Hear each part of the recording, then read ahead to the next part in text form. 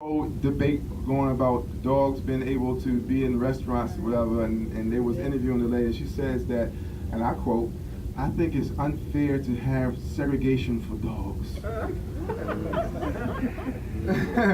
Alrighty then. Let's leave it at it. Okay, just want to put that out there. Okay, so unpackage some of the stuff that we talk about, planned shrinkage and these things, because I don't think people really get like how this has been done. I mean, they even have bridges too low for buses to get through to prevent public transportation from get to it. You can look at a map in D.C. You know what areas don't have a metro stop. You know, where was the last metro stops to be created? I mean, all this is kind of like there in front of our face.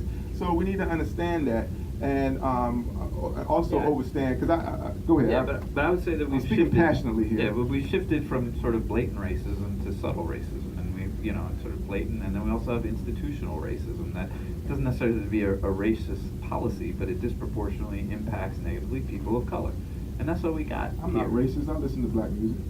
There you go. But I mean, some of the things that are symbols of gentrification that are however disproportionate is like the bike lanes, right? Like I love biking, right? It reduces the carbon footprint. It's a low-cost transportation.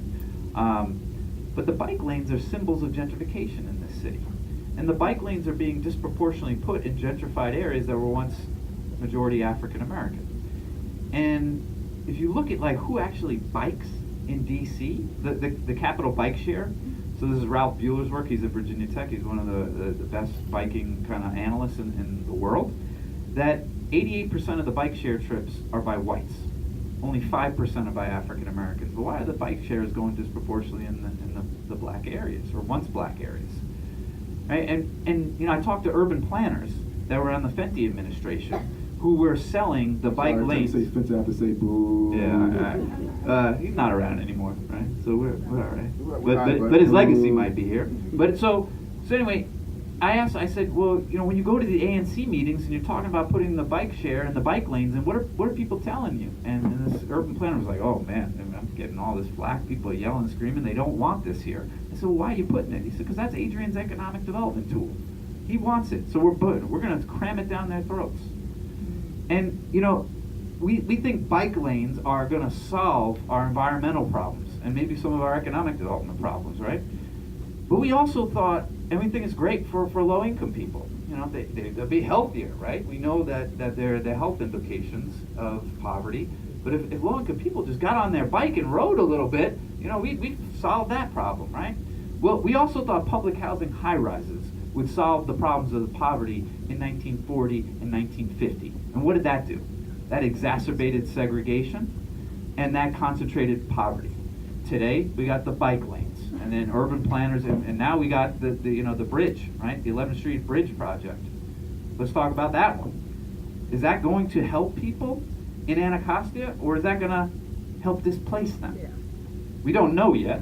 But these are the things that urban planners are talking about that is going to help this city, and they're going to help low-income people. Well, all the great ideas we thought that were going to help low-income people in the 40s and 50s didn't work out so well.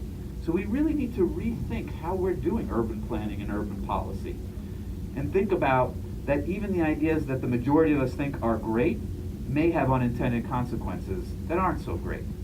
And I talk a lot about the way in which people are perceiving the bikes in this city and who's actually biking, and how the bike lanes and the bike share are actually perceived, not only in this city, but around the country. And there are not a lot of African American people in low-income communities that are asking for this type of transportation. And who is preferencing it? Young white millennials. Right, so when the bike share comes in, they want to move there, and that leads to their displacement. Now, where's the racism in that?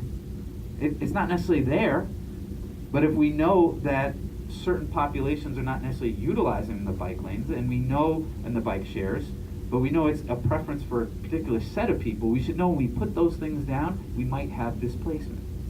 And what are we going to do to ameliorate or mitigate some of those? It's the same thing with the 11th Street Bridge and that park project.